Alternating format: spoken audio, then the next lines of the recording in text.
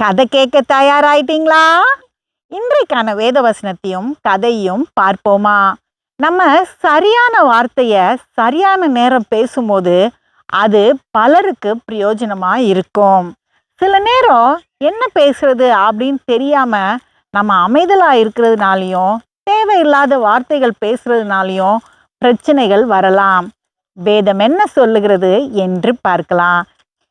நீதிமொழிகள் 25:11. ஏற்ற சமயத்தில் சொன்ன வார்த்தை வெள்ளித்தட்டில் வைக்கப்பட்ட பொற்பழங்களுக்கு சமானம். பார்த்தீங்களா வேதம் என்ன சொல்லுதுன்னு? சரியான வார்த்தைக்கு தங்கமும் வெள்ளிக்கும் ஈடான மதிப்பு இருக்குதான்.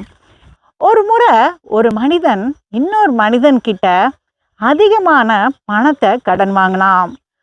கொஞ்ச நாள் கழிச்சு அந்த பணத்தை கொடுத்தவர், நீ வட்டியும் கொடுக்கல, எந்த பணமும் கொடுக்கல, அதனால நீ எனக்கு அந்த முழுமையா பணத்தை கொடுத்துருன்னு கேட்டாரு.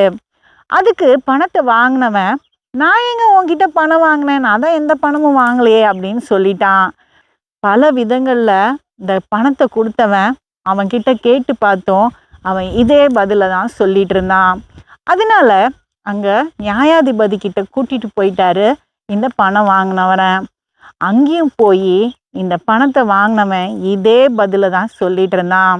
அப்போ அந்த நியாயாதிபதி கேட்டாரு கொடுத்தவன் கிட்ட, நீ என்ன சாட்சியா நீ காசை கொடுத்த, யாரு அங்க இருந்தா அப்படின்னு.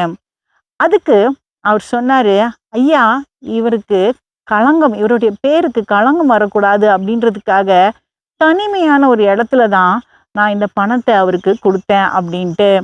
அப்போ அந்த நியாயாதிபதி சொன்னாரு, அப்போ நீ அந்த இடத்துக்கு போய் அங்கேருந்து ஒரு பிடி மண்ணை எடுத்துட்டு வா அப்படின்ட்டு.